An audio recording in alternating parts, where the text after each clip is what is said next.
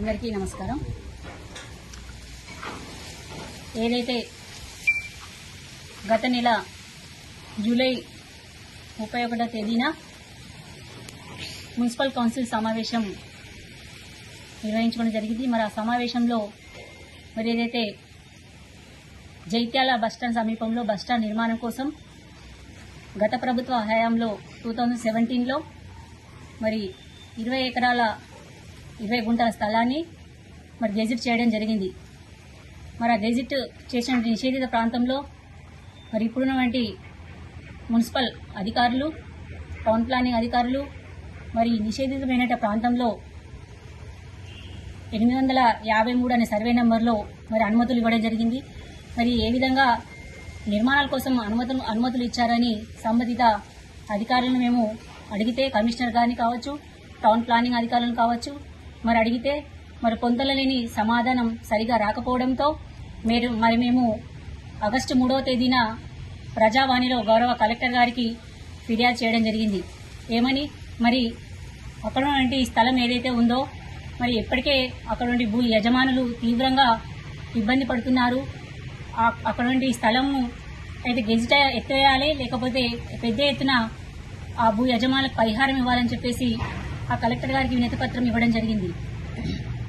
తదనంతరం మరి ఆ విన్నపాన్ని కలెక్టర్ గారు చూసి తర్వాత సంబంధిత అధికారులకు చెప్పడం జరిగింది. మరి తర్వాత మొన్న ఆగస్టు 12వ తేదీన మరి ఆ అనుమతులు రద్దు చేస్తున్నామని చెప్పేసి కమిషనర్ గారు వివరణ ప్రెస్ నోట్ ఇవ్వడం జరిగింది. అంటే నిజంగా ఇది చూస్తూ ఉంటే ప్రశ్నిస్తే ఒకలాగా, ప్రశ్నించపోతే ఒకలాగా, అంటే ఈ విధంగా ప్రజలకు చూస్తే ఒక విధంగా అర్థమవుతుంది. ఏంటంటే ఈ విధంగా లోపకారి ఒప్పందాలు చేసుకుని ఇంకా ఎన్ని రకాలుగా ఈ విధంగా ప్రజలను ఇబ్బంది పెడుతున్నారు అని స్పష్టంగా అర్థమవుతుంది.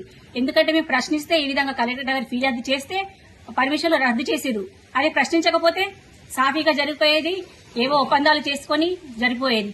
మేము గతంలో మున్సిపల్ చైర్మన్ గా చేసినప్పుడు ఎన్నో ఈ విధంగా ఎలాంటి ఇబ్బందులు జరగకుండా పారదర్శకంగా పరిపాలన చేయడం జరిగింది. మరి ఇప్పుడు చూస్తా ఉంటే అక్రమాలకు ఒక అడ్డాగా మున్సిపల్ పాలకవర్గం కావచ్చు, అక్కడ అధికారులు కావచ్చు వెళ్లడం జరుగుతుంది. మరి ఈ విధంగా చర్య తీసుకోకపోవడం, మేమేం చెప్పినాము, పర్మిషన్లు ఏ విధంగా అక్రమంగా పర్మిషన్ రద్దు చేయాలి, ప్లస్ ఏ విధంగా పర్మిషన్ ఇచ్చిన వారిపై కూడా చర్య తీసుకోవాలని కలెక్టర్ గారికి ఫిర్యాదు చేసినాం. అయినప్పటికీ పర్మిషన్ రద్దు చేసినందుకు గౌరవ కలెక్టర్ గారికి ధన్యవాదాలు తెలియజేస్తా ఉన్నాము. కాకపోతే ఈ అక్రమ పర్మిషన్లు అంటే ఆ స్థలాన్ని చూసి మీరు ఏదైతే అక్కడ ఉన్న స్థలాన్ని పేపర్స్ కావచ్చు, వారు తెచ్చుకున్న స్థలం పేపర్స్ కావచ్చు, రెండు పరిశీలన చేసిన తర్వాత మరి అక్రమ పర్మిషన్ తెలిసినప్పటికీ అప్పుడే ఏ విధంగా పర్మిషన్ ఇస్తారు? ఆర్డీఓ గారికి ఎందుకు పంపిస్తారు?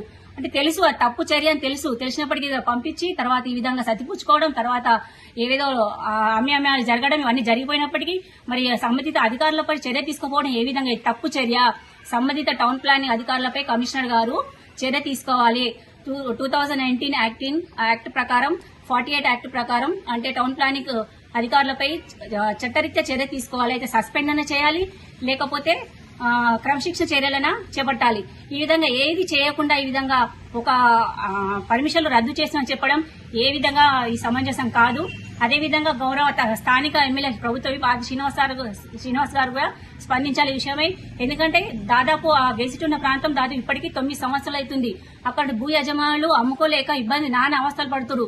అంటే ఎక్కడి నుంచో వచ్చి వాళ్ళు ఇక్కడ ప్రాంతంలో భూమి కొనుగోలు చేసుకుని వాళ్ళ ఎన్నో ఆర్థిక ఇబ్బందులు పడుతున్నప్పటికీ, ఇన్ని సంవత్సరాలు వేచి చూస్తున్నప్పటికీ వాళ్ళకు ఎటువంటి పరిహారం రాకపోగా ఈ విధంగా నానా ఇబ్బందులు, అంటే తెలిసిన వాళ్ళకే పర్మిషన్లు ఇచ్చుకుంటూ పోతే ఏ విధంగా సమంజసం? కాబట్టి గౌరవ స్థానిక ఎమ్మెల్యే గారు దీనిపై స్పందించాలి. అయితే గెజిట్ అనే ఎత్తివేయాలి, లేకపోతే పెద్ద ఎత్తున వారికి పరిహారం అన్న చెల్లించాలి. ఈ విధంగా అక్రమాలు చేస్తూ పోతా ఉంటే ఎవరు ఇక్కడ ఊరుకునే పరిస్థితి లేదు. ఇంకా కూడా 2-3 అక్రమ పర్మిషన్లు కూడా ఉన్నాయి. దాన్ని కూడా త్వరలో మేము ప్రజల ముందుకు, ప్రెస్ ముందుకు తీసుకువస్తాము. కాబట్టి ఏదేమైనప్పటికీ ప్రజల పక్షాన, బీఆర్ఎస్ పార్టీ పక్షాన మేము ఎప్పటికీ ఈ విధంగా పోరాటం చేస్తాము. బాధితుల పక్షాన నిలదీస్తాము. ఏవైతే టౌన్ ప్లానింగ్ అధికారులు ఉన్నారో వారిపైన క్రమశిక్షణ చర్యలు తీసుకోకపోతే, సస్పెండ్ చేయకపోతే పెద్ద ఎత్తున కూడా ప్రజా ఉద్యమం కూడా చేయడం జరుగుతుంది.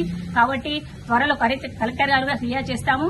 మరి ఏదేమైనప్పటికీ ఈ విధంగా చేయడం ఒక పరిపాలన, ఒక మున్సిపల్ పాలక వర్గం అంటే ఒక జవాబుదారీతనంగా ఉండాలి, ఒక పారదర్శకంగా ఉండాలి. గతంలో మేమైతే ఎప్పుడు కూడా ఈ విధంగా ఇట్లాంటి ఇబ్బందులు ఎవరి పక్షాన కూడా రాలేదు. ఇప్పుడు చూస్తానంటే అక్రమాలకు అడ్డాగా మున్సిపల్ కార్యాలయం నిలయంగా మారుతుంది. కాబట్టి రానున్న రోజుల్లో తగు చర్య తీసుకోకపోతే మాత్రం పెద్ద ఎత్తున ఉద్యమం తప్పని సందర్భంగా తెలియజేస్తా ఉన్నాను.